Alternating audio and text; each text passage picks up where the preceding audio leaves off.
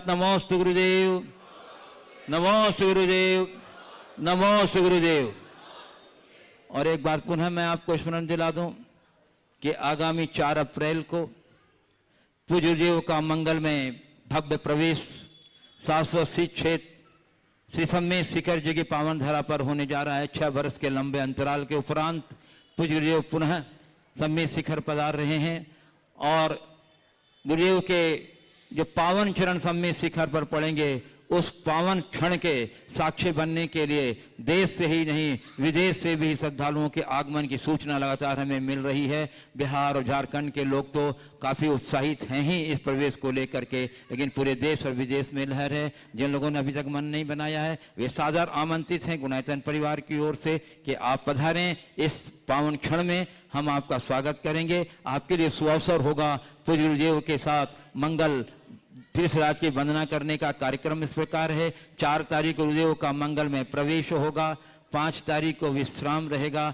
और 6 तारीख को सभी गुरुदेव के साथ मंगल में वंदना करेंगे तीर्थ क्षेत्र की बंधुओं। ये अपूर्व अवसर है, आप इस अवसर को चूकेंगे नहीं और अवश्य ही पूरे उत्साह और उमंग के साथ इस ऐतिहासिक भव्य अगवानी में और इस वंदना के कार्यक्रम में अपनी सहभागिता देंगे। और बंधुओं, बिहार के उपरांत क्रम आ रहा है झारखंड का और मैं देख रहा हूं जैसे जैसे झारखंड की सीमा नजदीक आती चले जा रही है, झारखंड वासियों में अपूर्व उत्साह और उमंग का लहर दिख रहा है। और सबसे ज्यादा उत्साह और उमंग तो हजारीबाग के समाज में मिल रहा है और होना भी वाजिबिक है, क्योंकि पूर्व गुरुदेव की पूर्व अवस्था की वह जन्मभूमि है जिसने ऐसे नर रत्न को दिया है जो पूरे विश्व में जैन धर्म के डंका बजा रहा है। आज भी हजारीबाग के समाज से लोग आए हुए हैं, प्रतिदिन की तरह प्रतिदिन क्रम है हजारीबाग से लोगों का आने का। तो हमारे हजारीबाग के प्रमुख श्री हमारे पास आ रहे हैं श्री भागचंद जी लोहाड़िया, श्री राजकुमार जी अजमेरा, श्री प्रसाद जी छावड़ा, श्री धर्मचंद जी काला, श्री टीपू सेठी आदि सभी पधारे हैं। मैं उन्हें आमंत्रित कर रहा हूँ, वे भी पधारें, सब परिवार आ जाएं और गुरुदेव को चरण कमलों में श्रीफल भेंट करके आशीर्वाद ग्रहण करें।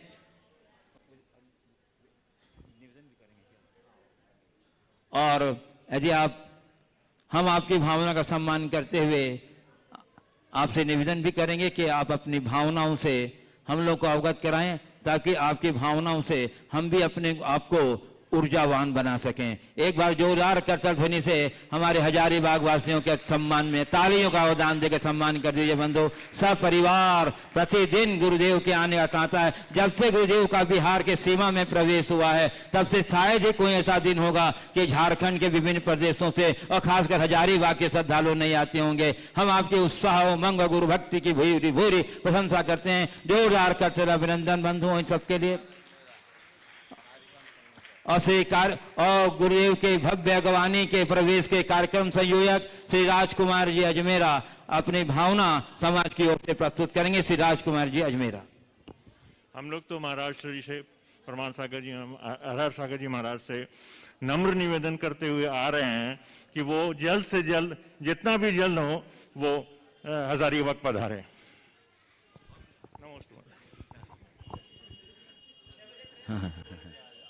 चलिए,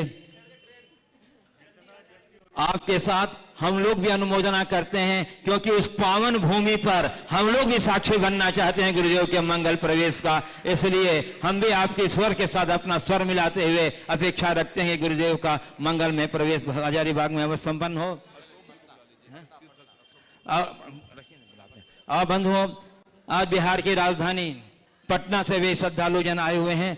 मैं उन्हें भी आमंत्रित कर रहा हूं। श्री सुरेंद्र जी जैन, मुकेश जी जैन, महेश जी जैन, अनिल जैन, राजकुमार जी, मुन्ना जी, ये सही पधारे हैं, पधारें और गुरुवर के चरणों में श्रीफल भेंट के आशीर्वाद ग्रहण करें। और हमारे इन राजधानी के बंधुओं के प्रति भी आप अपना कर्तव्य ध्वनि से अनुमोदना कर दीजिए, इनके सम्मान में तालियों का आह्वान देकर के। बंधुओं, अत्यंत प्रसन्नता है, आज पूर्वांचल गुवाहाटी से श्री अशोक कुमार जी छावड़ा, जो भारतवर्षीय दिगंबर जैन धर्म संरक्षणी महासभा के उपाध्यक्ष हैं, वो यहाँ पधारे हुए हैं। मैं उन्हें आमंत्रित कर रहा हूँ, वे पधारें और गुरुचरणों में श्रीफल भेंट करके आशीर्वाद ग्रहण करें। पटना के लोग सपरिवार यहाँ उपस्थित हैं और वो गुरुदेव के आशीर्वाद ग्रहण कर रहे हैं। यदि आप कोई अपनी भावना प्रस्तुत करना चलिए बंधुओं। अब इस क्रम में मैं आमंत्रित कर रहा हूं श्री अशोक कुमार जी छावड़ा, जो भारतीय दिगंबर जैन धर्म संरक्षणी महासभा के उपाध्यक्ष हैं। और बंधुओं अत्यंत प्रसन्न है झारखंड की प्रसिद्ध नगरी रांची से श्री नीरज जी जैन, जो श्रीमती धर्म जो गुणायतन ट्रस्टी गुरुचरण के अनन्य भक्ता श्रीमती चंद्रकला जी पाटनी के सुयोग सुपुत्र हैं, वे भी आज यहाँ पधारे हैं गुरुचरणों के दर्शनार्थ। मैं उन्हें भी आमंत्रित कर रहा हूँ कि वे कृपया पधारें और गुरु के चरणों में श्रीफल भेंट कर आशीर्वाद ग्रहण करें। आ जाइए श्री नीरज जी पाटनी, श्री नीरज जी पाटनी। एक बार जोरदार करतल ध्वनि से हमारे इस युवा नीरज जी पाटनी का सम्मान करिए। बड़ी ऊर्जावान और प्रतिभावान ये हैं बंधु, और बड़ी आशा और अपेक्षा है इनसे कि आगे के लिए बहुत प्रबल संबल होंगे। चलिए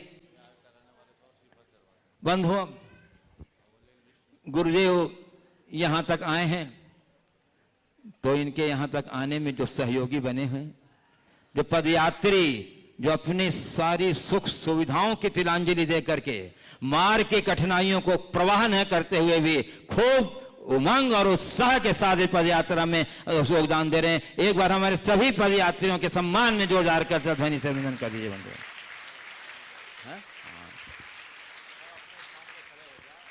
और मैं आमंत्रित कर रहा हूं सर्वप्रथम जो इस महापदयात्रा के संयोजक हैं, श्री अगुणायतन ट्रस्टी का सौभाग्य भी उन्हें प्राप्त है, श्री प्रेमचंद जी प्रेमी कटनी, और साथ में उनकी धर्मपत्नी श्रीमती माया जी। कृपया अपने स्थान पर खड़े होकर के गुरुदेव के चरण कमलों में नमोस्तु निवेदित करके आशीर्वाद ग्रहण करें। आ जाइए, श्रीफल दे दीजिए भैया इनको, जल्दी जाइए। और उसी के बाद बंधुओं, जो पूरी इस पदयात्रा व्यवस्था को व्यवस्थित करने में समन्वयक की भूमिका मा रहे हैं, श्री गुणायतन ट्रस्टी श्री मनोज जी कन्नौज उत्तर प्रदेश से पधारे हैं, जो बहुत सुव्यवस्थित अपना जल्दी आ जाइए जोरदार। जब तक ये आ रहे हैं तब तक आपकी करतल ध्वनि चलता रहना चाहिए बंधु। श्री मुकेश मोदी जी कटनी, जो पूरी भोजन व्यवस्था को इतनी सुंदर व्यवस्था दे रहे हैं। श्री पंकज जी पार्षद मोदी ललितपुर, प्रमाण सागर युवा संघ के प्रमुख श्री पंकज जी मोदी पार्षद ललितपुर। श्री मुकेश जी गुणायतन ट्रस्टी श्री मुकेश कीर्ति मिलाल मेट्रो दिल्ली। आ जाइए गणेश चरणों में श्रीफल भेंट के आशीर्वाद ग्रहण कीजिए। श्री शरद सरावगी कटनी, और मैं आमंत्रित गुणायतन ट्रस्टी और इसी क्रम में गुणायतन ट्रस्टी अंजू जैन कोटा से पधारी हैं, वो भी लगातार अतिथि विभाग व्रत में अपना सहयोग दे रही हैं। श्री अंजू जैन आ जाइए कोटा। गुड्डू जयपुर जो राजस्थान से आए हैं, बहुत सक्रियता के साथ अपना जानते हैं। श्री प्रमोद जी कक्का शास्त्री परिवार कटनी, प्रमोद जी कक्का शास्त्री। श्री अनिल जी जैन कटनी, और दुबई के क्या नाम है? दुबई का नाम नहीं लिखा, बोलो दुबई का नाम क्या है? श्री अनिल जी जैन कटनी और श्रीमती अमिता जी जैन दुबई। श्री अमिता जी जैन दुबई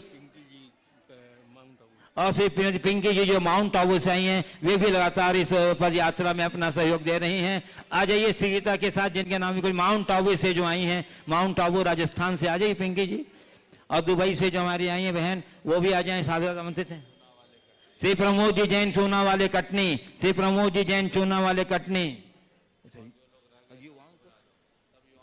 और हमारे जितने भी युवा आए हुए हैं हमारे इस पद यात्रा में, हमारे संदेश हैं, संस्कार हैं, और पीयूष जी हैं, अविनाश जी हैं, प्रत्युष जी हैं, ये सभी युवा जो यहाँ उपस्थित हैं सादर आमंत्रित हैं। कृपया आ जाएं, गुरु चरणों में श्रीफल भेंट कर आशीर्वाद ग्रहण कर लें। जितने लोग भी बिहार में चक्र रहे हैं वो सभी सादर एक बार आ जाइए, सामने आ जाइए। दीपेंद्र जी जैन सतना, राजू जैन बनारस से जो चल रहे हैं, श्री आनंद राजू जैन बनारस से चल रहे हैं। आइए जितने भी यहाँ, जितेंद्र जैन जित्तू हावड़ा से, प्रत्युष जैन कन्नौज से, श्री अवनीश जैन कोल्हापुर महाराष्ट्र से, कुशाग्र जैन कटनी से, ये सभी, अनिल जैन पाटन से, और हमारे बंधु मिठाई लाल जी कटनी, धनपाल जी जैन आगरा, सरदार सिंह जी जैन दिल्ली, रमेश जी जैन सागर, सुनील जैन मेहर, हरीश जी दिल्ली, ये सभी जिनके नाम की मैं घोषणा कर रहा हूं, कृपया शीघ्र से आए और गुरुवर के चरणों में श्रीफल भेंट कर आशीर्वाद ग्रहण करते जाएं। हम आपकी गुरु भक्ति की बहुत प्रशंसा करते हैं। मार्ग की विपरीत परिस्थितियों के मध्य भी आप बड़े उत्साह और उमंग के साथ इस पद विहार में अपना योगदान दे रहे हैं। हाँ बंधुओं, लिस्ट बनी नहीं है, सोचिए आज व्यस्तता का दिन था, गुरु जी का मंगल प्रथम प्रवेश था, व्यस्तता के कारण सुव्यवस्थित लिस्ट नहीं बन सकी है। ऐसे किसी का नाम छूट गया हो तो वे भी सादर आमंत्रित हैं, कृपया आ जाएं। गुरुवर के आशीर्वाद आपके चरणों में आपको अवश्य ही प्रेषित हो जाएगा। यहाँ से आ जाइए, जिनका नाम भी छूट गया हो तो आ जाइए कृपया शीघ्रता के साथ। चलिए, और अब मैं आपको लिए चलता हूं संघ का समाधान की ओर। और प्रथम प्रश्न के लिए मैं आमंत्रित कर रहा हूं श्री शैलेंद्र जैन, अरुण जैन, टिंकू, जो मंडी बामर हैं, राजू चाचा ललितपुर, राजू चाचा ललितपुर, राजू भैया, हो सकता है मैं कोई नाम भूल जाऊं, अब इतना नाम उम्र का प्रभाव है, नाम याद नहीं रहता है। आ जाइए श्री शैलेंद्र जैन, अरुण जैन, टिंकू, मंडी बामौरा प्रश्न के लिए। और उसके बाद तैयार रहेंगे सुध जैन, मंडी बामौरा। अब प्रश्नोत्तर कार्यक्रम चल रहा है, आप सभी सुव्यवस्थित बैठे रहे, जिनके नाम में घोषणा हो नाम सुनते ही खड़े हो जाएंगे। मुनिद्वय के चरणों में मंडी बामौरा जैन समाज की ओर से त्रिवार नमोस्तु। गुरुदेव, मेरे मन में बहुत समय से जिज्ञासा है कि हम व्यवसाय करते हैं और इस व्यवसाय के दौरान हमें झूठ, क्रोध, ऐसी कुछ कसायों का उपयोग करना पड़ता है और इन कसायों के उपयोग से निश्चित रूप से पाप का भी बंद होता है। तो हम ऐसा क्या करें या इसका ऐसा कैसे बैलेंस करें कि इन पापों, जो हमसे पाप हो जाता है, इसका कुछ निदान हो। गुरुदेव मार्गदर्शन दें। देखिए, व्यवसाय में थोड़ा बहुत झूठ होना और झूठ का ही व्यवसाय करना, इसमें बड़ा अंतर है। ये देखो, आटे में नमक है या नमक में आटा। अगर थोड़ी बहुत झूठ है तो उसका प्रायश्चित पश्चाताप संभव है, लेकिन 100% झूठ ही है तो ऐसे लोगों को तो नीचे भी जगह नहीं मिलने वाली, समझ गए। इसलिए हमें अपनी भूमिका और मर्यादा के अनुरूप सारा व्यवहार करना चाहिए। श्री सुध जैन, मंडी बामौरा, और उसके बाद तैयार रहेंगे श्री आनंद जैन, राजू बनारस, वाराणसी, जो हमारे पदयात्रा में भी सम्मान अपना भाग ले रहे हैं। महाराज श्री, लोभ और लालच पाप का कारण है, तो अगर मैं कहीं दूर से आया हूं और मैं आपके दर्शनों के लिए ललचा रहा हूं तो वो भी क्या पाप का बंधा है? अरे भैया, किसका लोभ पाप का कारण है ये देखो। लोभ पाप का कारण ये सामान्य कथन है। धन का लोभ, विषयों का लोभ, भोगों का लोभ, वैभव का लोभ, ये पाप का कारण है। अरे धर्म का लोभ तो पाप का सामक है, कारण नहीं, समझ गए। इसलिए धर्म का इतना लोभ जगा लो, इतना लोभ जगा लो, इतना लोभ जगा लो कि सारे संसार का लोभ ही समाप्त हो जाए, जीवन धन्य हो। श्री आनंद जैन, राजू, वाराणसी। उसके बाद तैयार रहेंगे श्री मनोज जी जैन, जो हमारे समन्वयक हैं, गुणायतन ट्रस्टी भी हैं, कन्नौज, उत्तर प्रदेश। नमोस्तु महाराज जी, नमोस्तु नमोस्तु। बोलो। राम एक महान राजा थे। उन्होंने जीवन भर लोभ को, क्रोध, मोह को त्यागा और इस पे विजय प्राप्त की और एक महान पुरुष के दर्जे से उनको भगवान का दर्जा मिला और आज हम लोग इनको पूजते हैं। राम एक महान राजा थे, लोभ मोह कसाय को उन्होंने त्यागा और इसके बाद उन्होंने अपने जब जीवन में उनको भगवान का रूप दिया गया, आज भी हम भगवान के रूप में पूजते हैं। परंतु उन्होंने सीता का परित्याग किया किसी के कहने पे। ये धर्म है कि अधर्म है, ये उचित था या अनुचित था?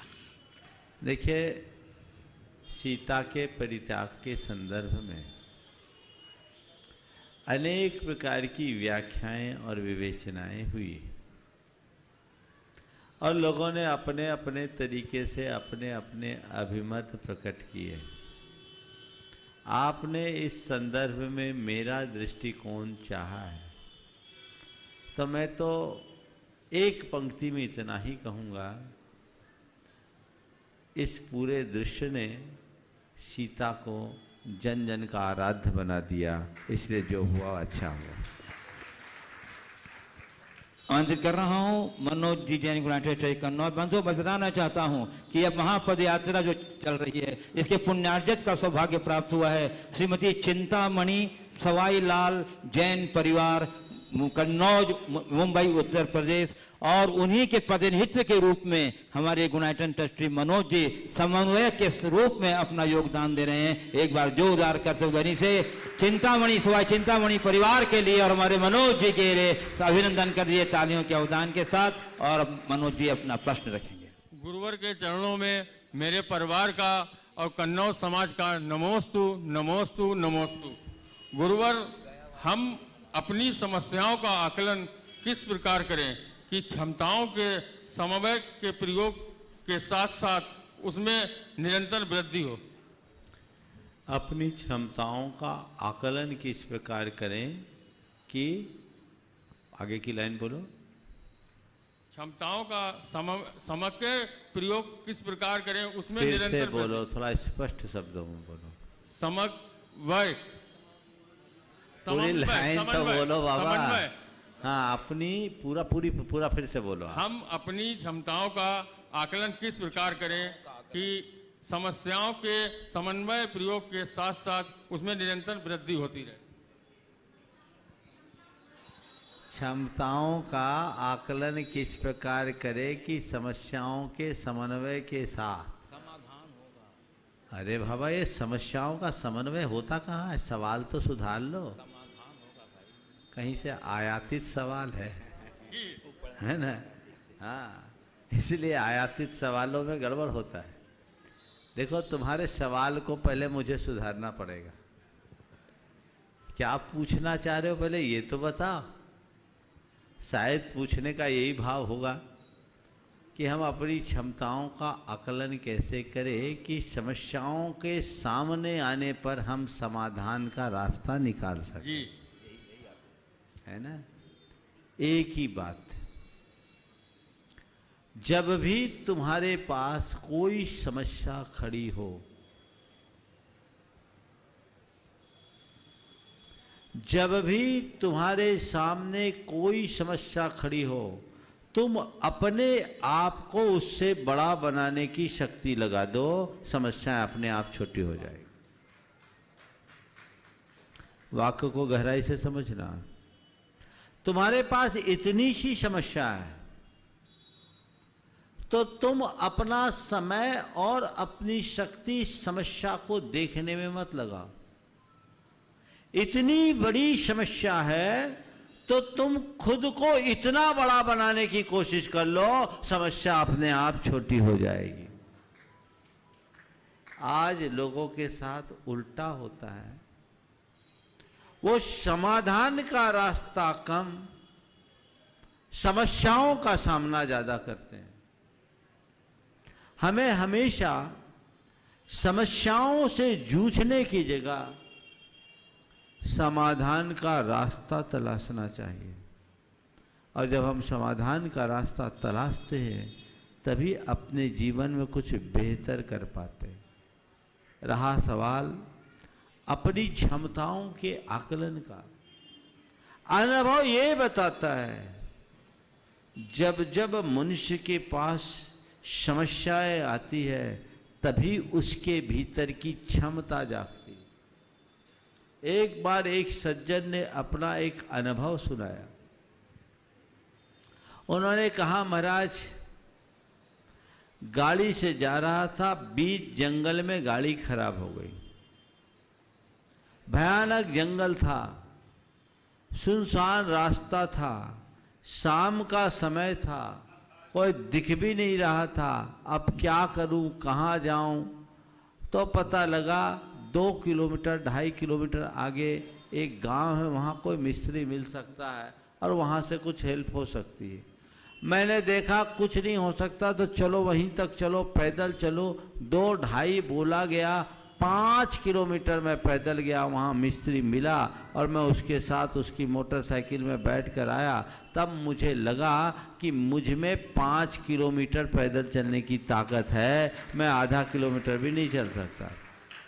मैंने कहा ये ताकत तुम्हारे भीतर थी, जगी केवल इसलिए क्योंकि तुम्हारे सामने समस्या थी।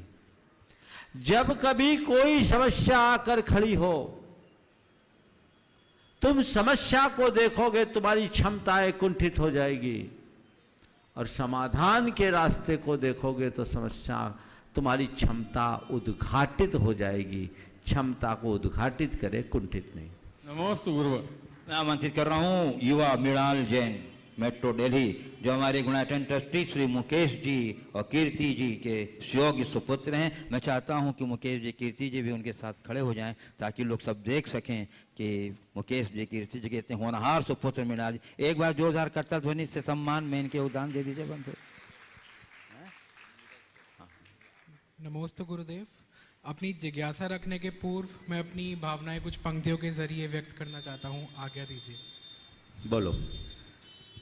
मौका ये जीवन का हमें मिला आपके द्वार, हम शत शत नमन करे गुरु आपको बारंबार। गुरुवर आपकी कृपा ऐसी कोई संकट ना आए, कोई संकट आए भी तो पल में टल जाए। हम गुरु के शिष्य ऐसे जैसे दिए में बाती, आप हो शीतल पानी, हम हैं कच्ची माटी। गुरु आपकी महिमा का है कोई नहीं सानी, नहीं देखा ना होगा कोई आप सा ज्ञानी।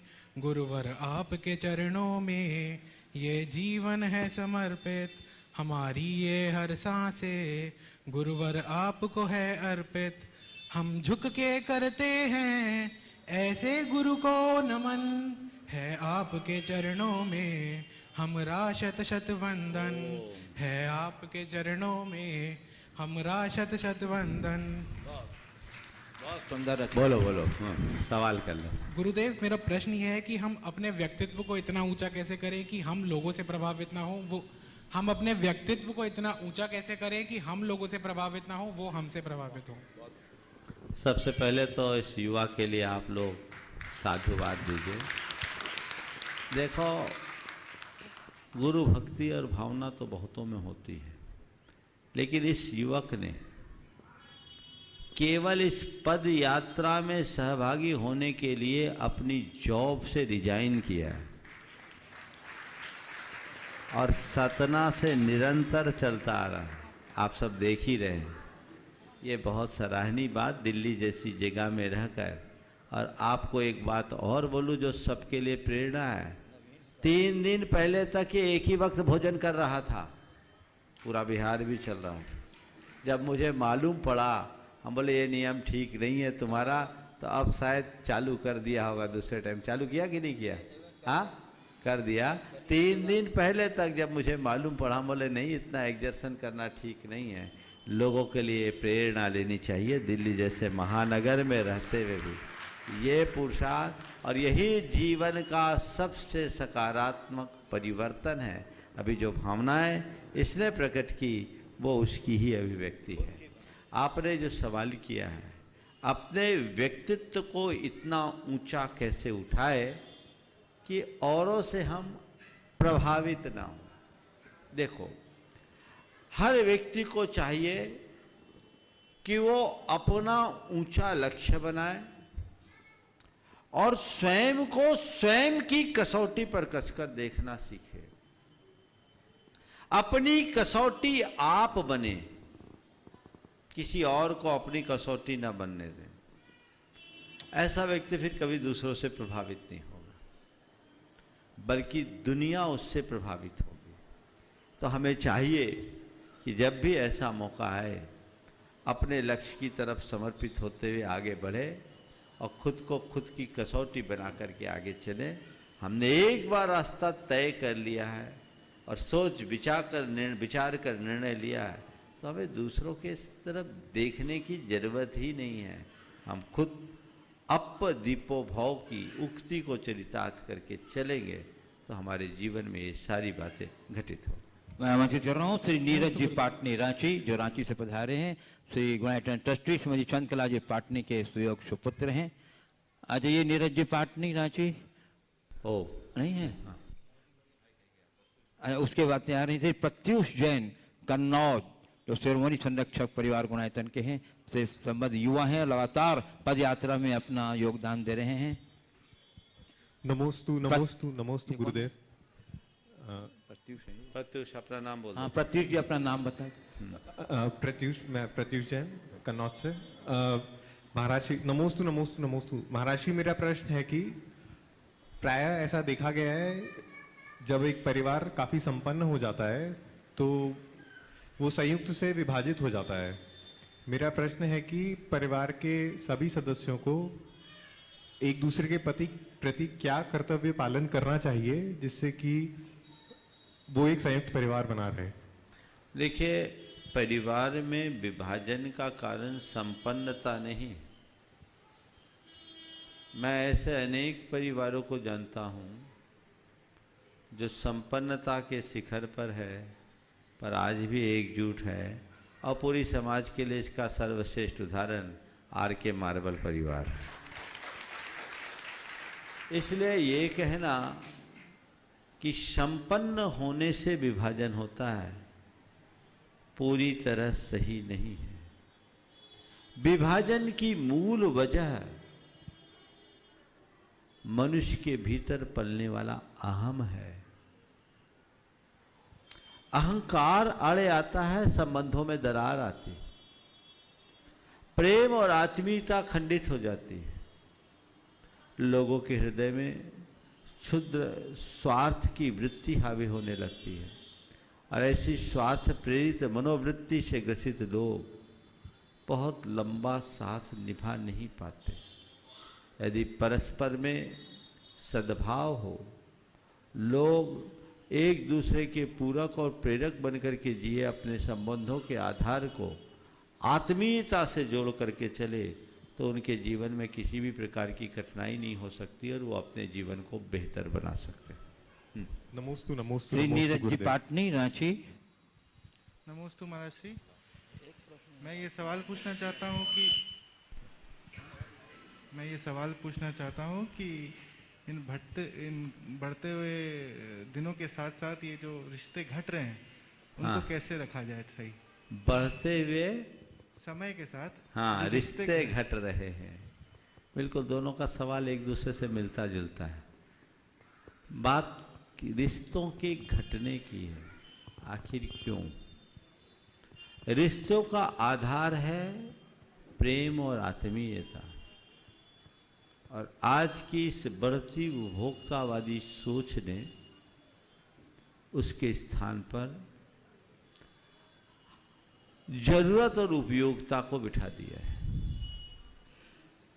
जब हम अपने संबंधों को प्रेम और आत्मीयता के आधार पर लेकर आगे बढ़ाते हैं, संबंधों में मधुरता होती है, और उसकी जगह अगर आवश्यकता और उपयोगिता ले लेती है, संबंधों में खटास आती है। हमें मूलभूत भावना से जुड़ करके देखना चाहिए और ये महसूस करना चाहिए कि अंततः जो आपसी आत्मीयता है उससे बड़ा और कुछ नहीं है।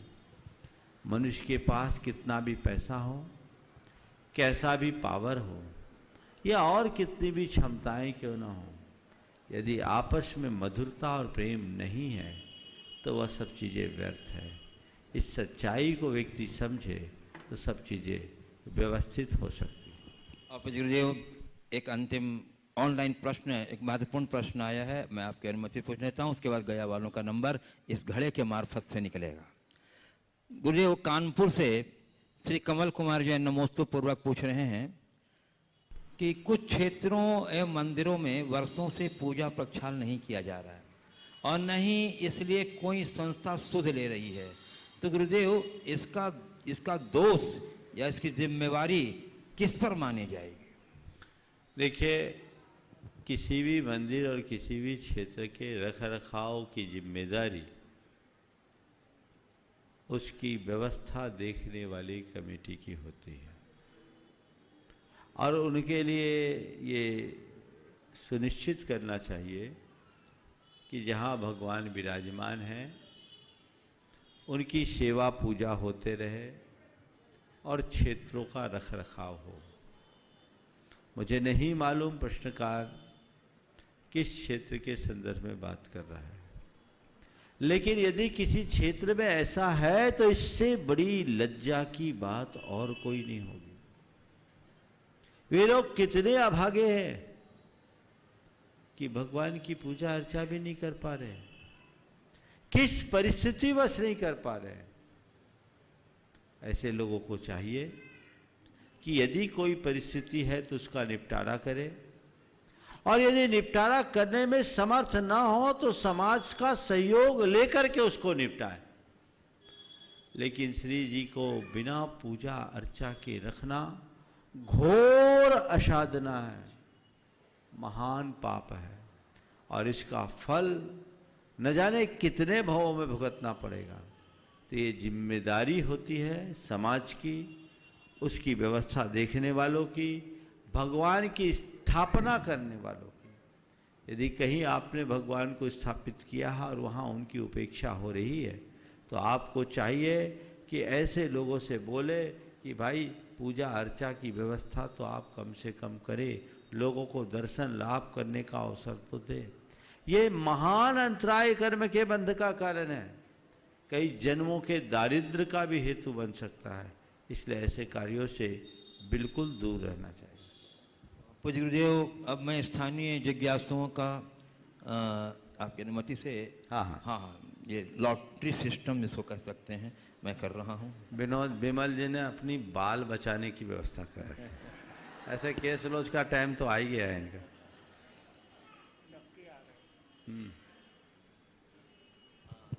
श्री रमेश रेखा अजमेरा और उसके बाद तैयार रहेंगी परिधि काला गया। रमेश रेखा अजमेरा देव भाई और उसके बाद तैयार रहेंगी परिधि काला गया।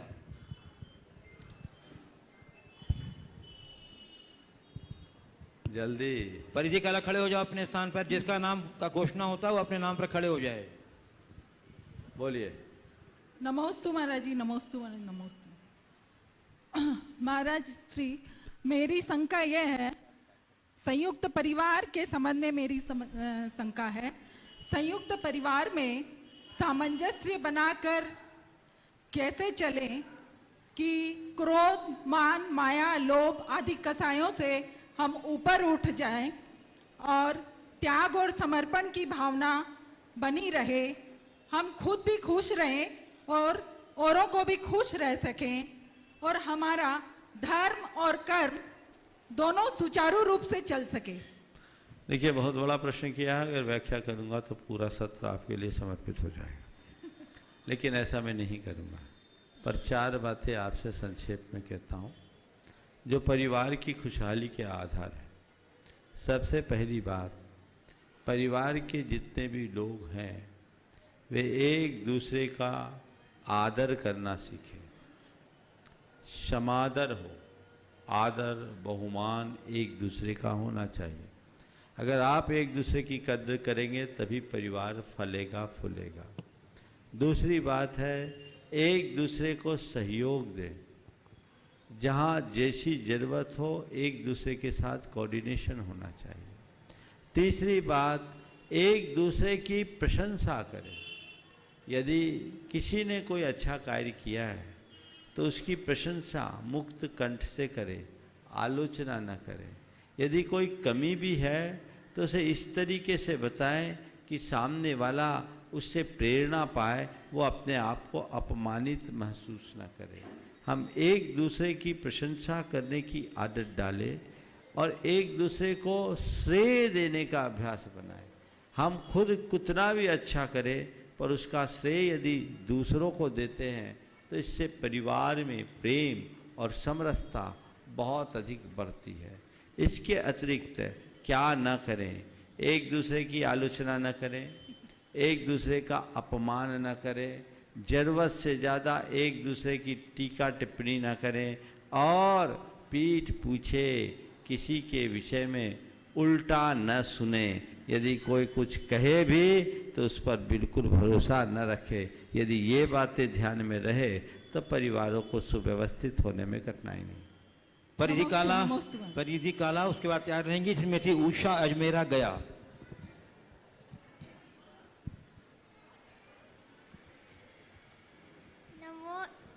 बोलो बोलो बोलो। महाराष्ट्री के चरणों में बारंबार नमोस्तु नमोस्तु नमोस्तु। महाराष्ट्री मेरा प्रश्न है ये कि धर्म क्या है? श्रीमती उषा जी खड़े हो जाएं। ये सवाल किसने दिया? मेरा है। हाँ, बहुत अच्छा। धर्म क्या है?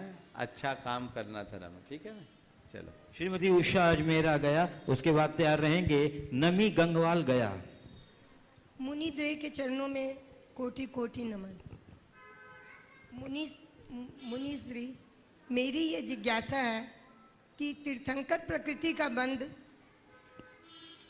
चतुर्थ काल में राजा सैनिक ने के अविरत अवस्था में किया था, तो क्या हम लोग भी इस काल में अपनी विशुद्धि या किन्हीं प्रयासों से या भावनाओं के बल पर ऐसा कर सकते हैं? केवली शुद्ध केवली का पादमूल जरूरी है। इस काल में वो संभव नहीं, इसलिए अभी नहीं हो सकता। चलिए नमी गंगवाल गया। और उसके बाद तैयार रहेंगी श्रीमती संध्या काला गया। कौन है नमी? नहीं है। चलिए अगला। नहीं है, आगे बढ़िए। कहाँ है? जल्दी आओ। ओह, ये तो बहुत लंबा हो गया। हाँ बोल। नमोस्तु नमोस्तु नमोस्तु महाराष्ट्री।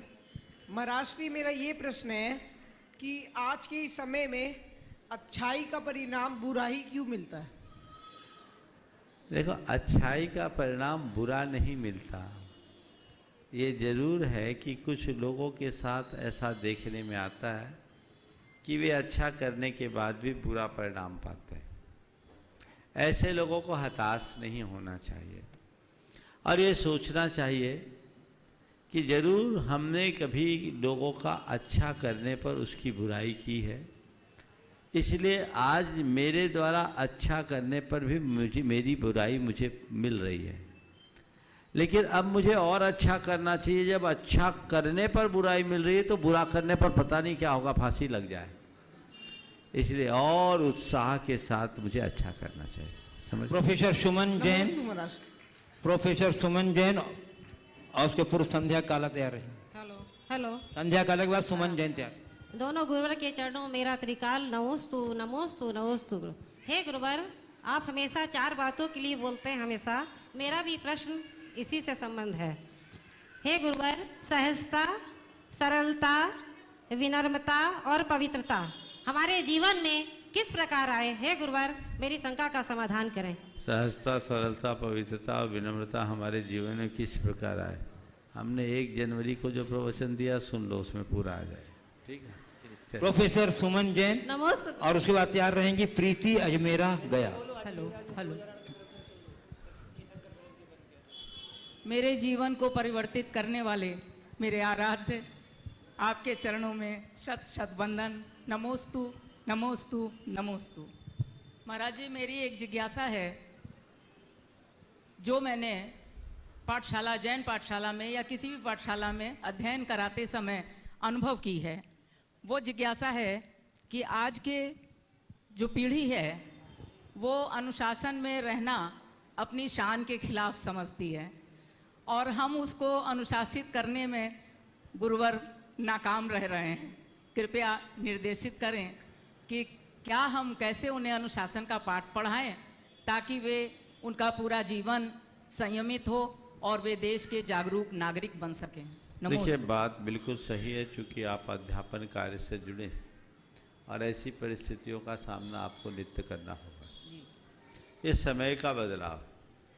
एक समय था जब घर से अनुशासन का पाठ पढ़ाया जाता था और माँ बाप भी बच्चों को अनुशासित करते थे। उस समय का तरीका भी अलग था। ज़रूरत पड़ने पर ठोका पीटी भी हो जाती थी।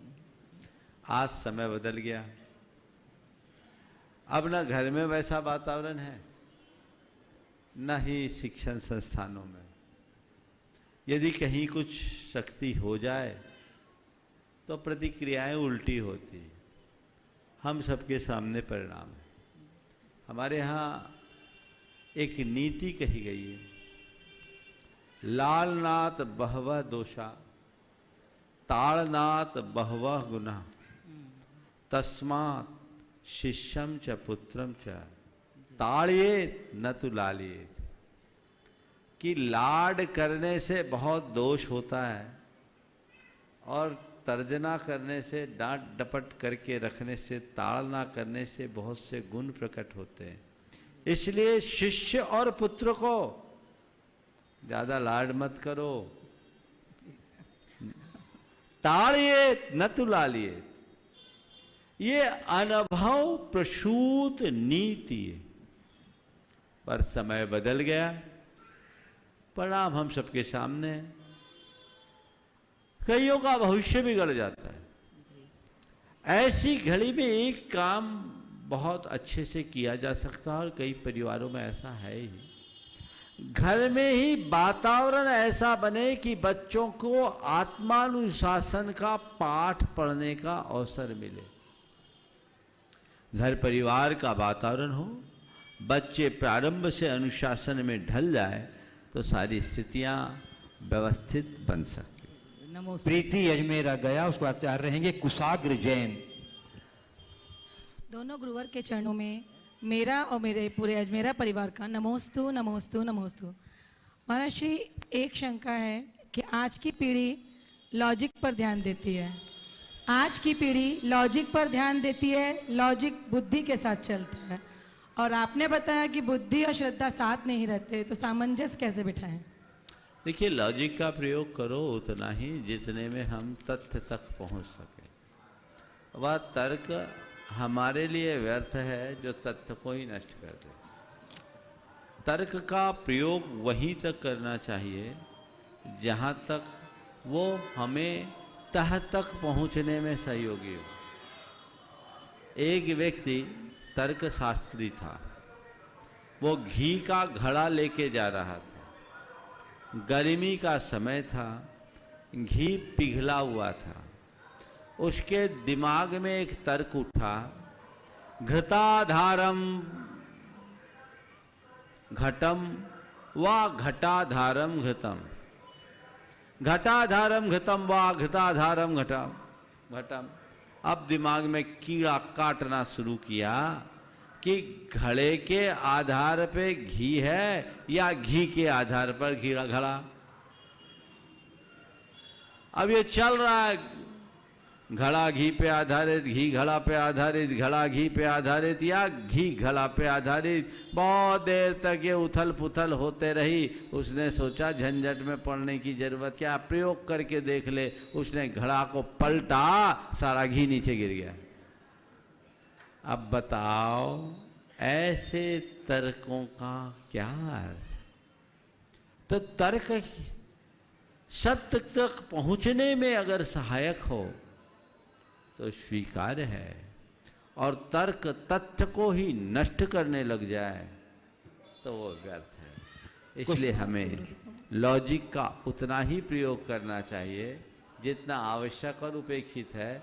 और कहीं कहीं तर्क हमें चुप भी कर देता है। एक बार एक अदालत में मामला चल रहा था। जो क्लाइंट था बहुत लंबी चौड़ी बातें कर रहा था। जज झुंझलाया। उसने कहा, एक काम करो, तुम तो हाँ या ना में उत्तर दो, हाँ या ना में उत्तर दो। बोले हाँ या ना में उत्तर दे ही नहीं सकता। बोले क्यों नहीं दे सकते? हाँ बोलो या ना, हाँ बोलो या ना। बोले मैं नहीं दे सकते। बोले क्यों नहीं दे सकते? बोले ठीक है, आप बोल के बता दीजिए। बोले बोलो क्या बोलना चाहते हो, पूछो मुझसे। तो उसने बोला, क्या आपने अपनी धर्मपत्नी को पीटना बंद कर दिया है? अब जज क्या बोले? समझ गए? और उसने पूछा, बताइए क्या आपने अपनी धर्मपत्नी को पीटना बंद कर दिया है? अब वो हाँ बोले तो फंसे और ना बोले तो फंसे। तो कई बार तर्क की यही दशा बन जाती है, ऐसे तर्कों से बचना चाहिए। कुशाग्र जैन जा रहे हैं कि सुगंधा अजमेरा गया। नमोस्तु महाराष्ट्र, नमोस्तु महाराष्ट्र, नमोस्तु महाराष्ट्र। महाराष्ट्र, झंडे के 5 रंगों का क्या महत्व होता है? झरने के झंडे के 5 रंगों का क्या महत्व? देखो, ये हमारे पंच परमेष्टि क्या प्रतीक है, समझ गए? जैन धर्म के मूल आराध्य अरहंत सिद्ध आचार्य उपाध्याय साधु हैं। अरहंतों का रंग सफ़ेद है, सिद्धों का लाल, आचार्यों का पीला, उपाध्यायों का आसमानी नीला और साधु का काला, और कहीं कहीं इसको हरा भी मान लेते हैं, समझ गए? ये 5 रंग है और इसी 5 रंग को जैन धर्म के झंडे में रखा गया। और एक बात समझने की है, सृष्टि की जितने भी तत्व हैं उनमें मूल ये 5 ही रंग हैं, तो इन 5 रंगों में सारी सृष्टि समाहित हो जाती है, इसलिए पंचरंगा झंडा। सुगंधा अजमेरा गया। उसके बाद कविता पाटनी। नमोस्तु महाराष्ट्री, मेरा प्रश्न यह है कि बड़े परिवार में छोटी बहू को कैसे रहना चाहिए, मार्गदर्शन दें। बड़े परिवार की छोटी बहू को कैसे रहना चाहिए, बहुत अच्छा सवाल है। ये इनका नहीं, इनके माध्यम से कई जगह कहूँगा, बस इतना कहूँगा, बड़े परिवार की होने के कारण छोटी बहू को सोच बड़ी रखना चाहिए और कद छोटा समझना चाहिए। आगे कविता पाटनी और उसकी बात तैयार रहेंगे मार्ग जैन। नमोस्तु गुरुवर। हे संशय निवारण करता मुनिराज, स्मरण को सकारात्मक माना जाता है, जबकि गृहस्थी में अनेक प्रसंग ऐसे होते हैं जिनका स्मरण मात्र से ही मन उद्विग्न हो जाता है। ऐसे में विस्मरण जिसे नकारात्मक माना जाता है, क्या वो वास्तव में शांति का कारण नहीं है? देखिए, अगर ये कहा गया कि स्मरण सकारात्मक है तो ये सर्वथा सही नहीं है। स्मरण सकारात्मक है और नकारात्मक भी है, इसी तरह विस्मरण भी सकारात्मक भी है और नकारात्मक भी। अच्छी बातों की स्मृति सकारात्मक है और बुरी बातों की स्मृतियाँ नकारात्मक। हम सकारात्मकता की ओर बढ़े, नकारात्मकता की ओर। मार्ग जैन और उसके बाद तैयार रहेंगे श्रीमती बीना काला गया, गुणायतन ट्रस्टी।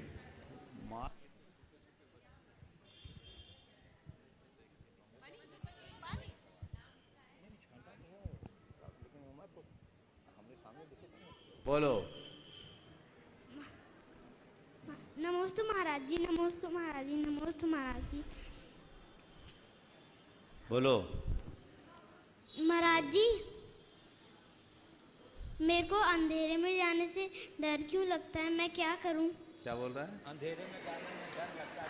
अंधेरे में जाने में डर लगता है तो कुछ मत करो, टॉर्च हाथ में रखो, डर खत्म हो जाए। श्रीमती बीना काला, गुणायतन ट्रस्टी। और उसके बाद गुरुदेव एक पर्ची हजारीबाग की निकल गई है, तो मैं उन्हें आमंत्रित करना चाहता हूँ। पुष्पा जैन, अजमेरा हजारीबाग। दोनों गुरुवर के चरणों में त्रैवार नमोस्तु।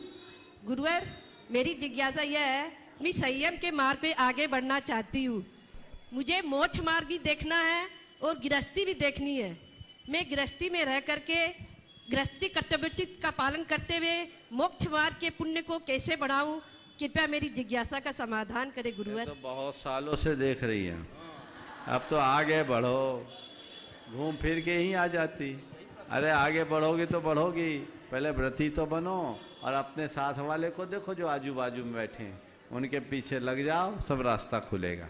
आगे। हाँ, पुष्पा जैन हजारीबाग, पुष्पा जैन हजारीबाग। उस बाद तैयार रहेंगे प्रासुक सेठी गया। मुनि श्री 108 प्रमाण सागर जी महाराज और मुनि श्री 108 अरह सागर जी महाराज के चरणों में हजारीबाग जैन समाज की ओर से और पूरे परिवार की ओर से त्रिवार नमोस्तु नमोस्तु नमोस्तु। गुरुदेव, धर्म साधना का सार्वकालिक एवं सर्वभौतिक स्वरूप क्या है? क्या पंचम काल की धर्म साधना अन्य कालों के स्वरूप से हम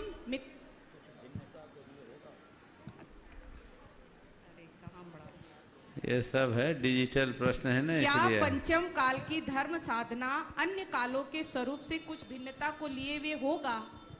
देखो,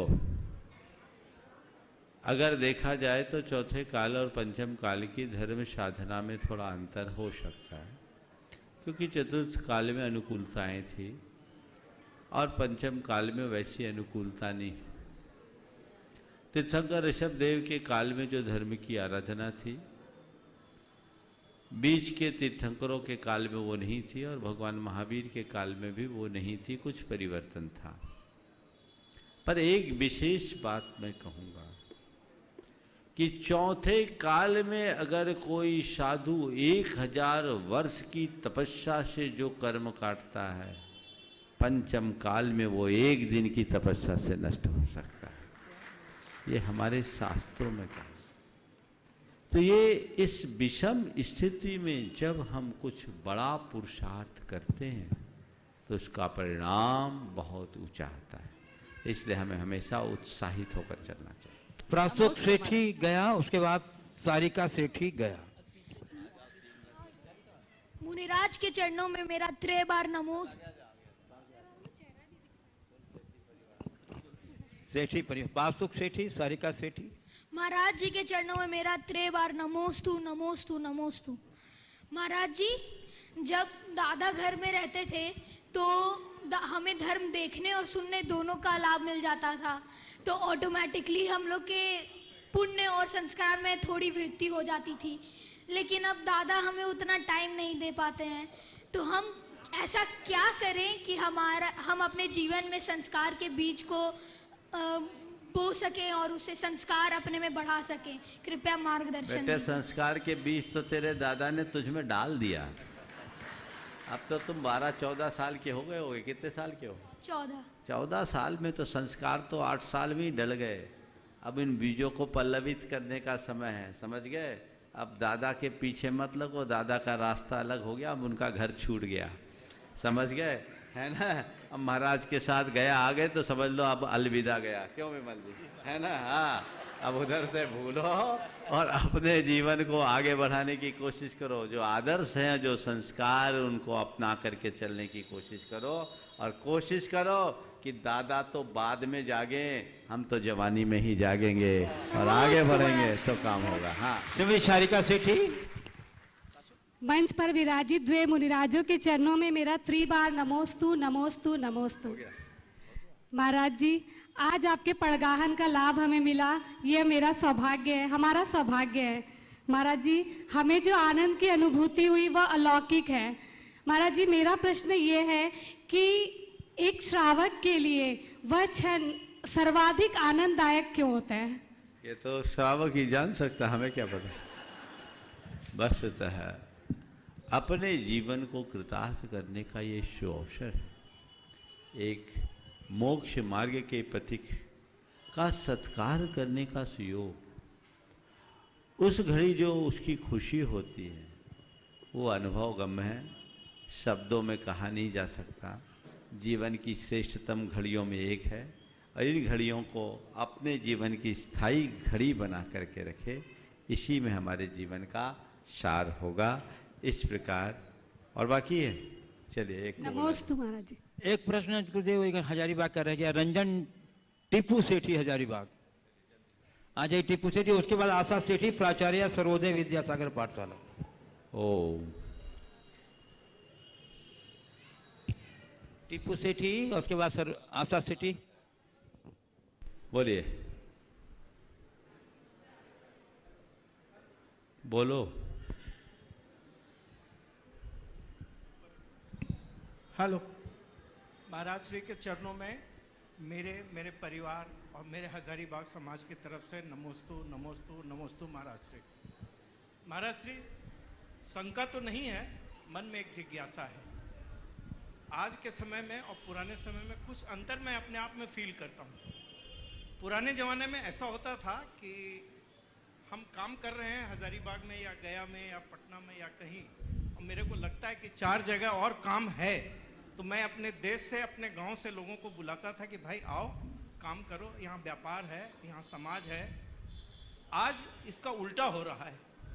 आज मेरे को मालूम होता है कि काफ़ी काम है, मैं नहीं कर सकता हूँ, लेकिन मैं अपने भाई को भी नहीं बताता हूँ, मैं अपने पड़ोसी को नहीं बताता हूँ, मैं अपने दोस्त को नहीं बताता हूँ, मैं छिपा लेता हूँ बात को। मेरे को ये लगता है कि महाराज ऐसा क्यों, ये बदलाव क्यों आ रहा है आज के समय में? बहुत अच्छी बात आपने उठाई है।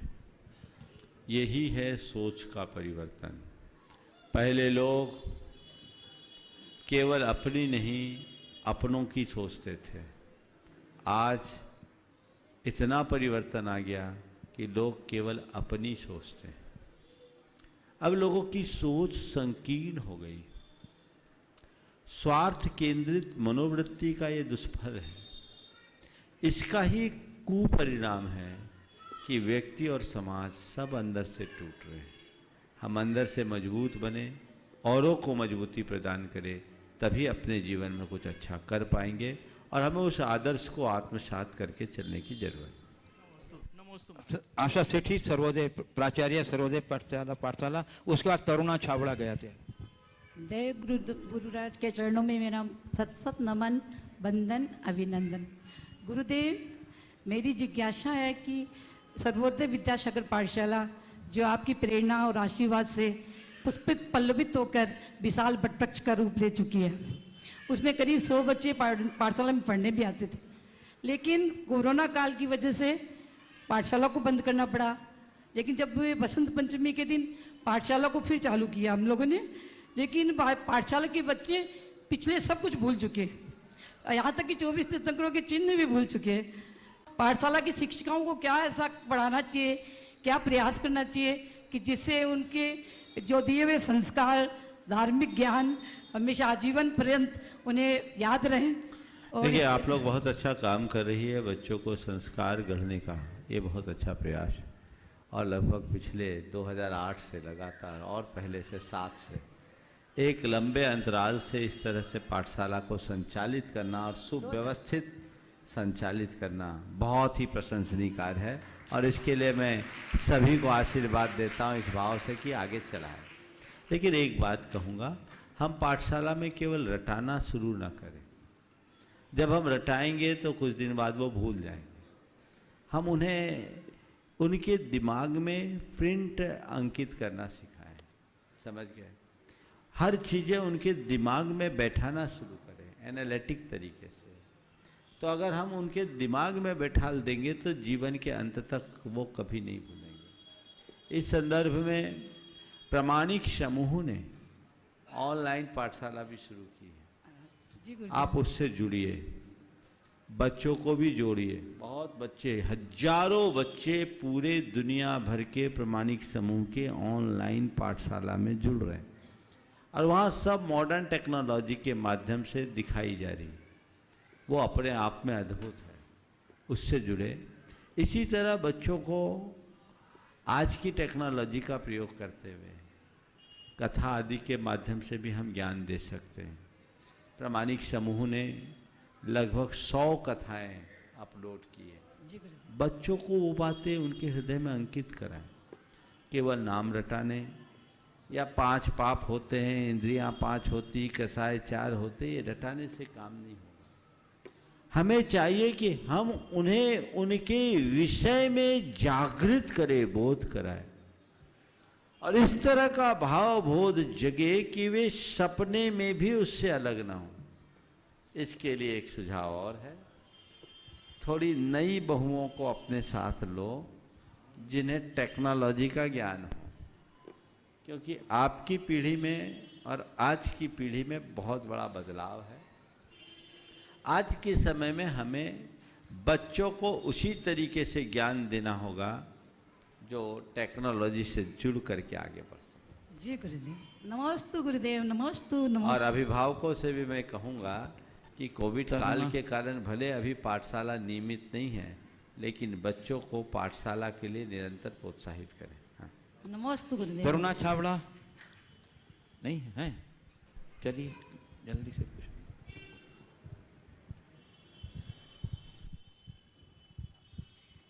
शंका समाधान में सवाल कर लो, उसी में चला जाएगा। हो ओम, हाँ जल्दी पूछो। गुरु हरि प्रमाण सागर तुम लाजवाब हो, शंका समाधान में जय मुनिराज के चरणों में मेरा और मेरे परिवार की ओर से नमोस्तु नमोस्तु नमोस्तु। महाराज श्री, वेद को पढ़ा जा सकता है लेकिन वेदना को नहीं। व्यक्त वेदना को तो फिर भी हम समझ सकते हैं, लेकिन अव्यक्त वेदना को हम कैसे समझें? इसका देखो, वेद को पढ़ा जा सकता है, वेदना को नहीं। जो वेद पढ़ने में रखते हैं ना, वो वेदना नहीं पढ़ सकते। जिनके हृदय में संवेदना जगती है वही वेदना को पढ़ सकते हैं। तो अपने भीतर की संवेदना जगाएं। ज्ञान पाने से संवेदना जगे ये कोई जरूरी नहीं है। भावना जगने से संवेदना जगती है और उसी के बल पर हम अपने जीवन को आगे बढ़ा सकते हैं। समय आप सबका हो गया, यहीं पर विराम। बोलिए परम पूज्य आचार्य गुरुवर श्री विद्यासागर जी महाराज की। बोलिए पंडित प्रमाण सागर जी महाराज की।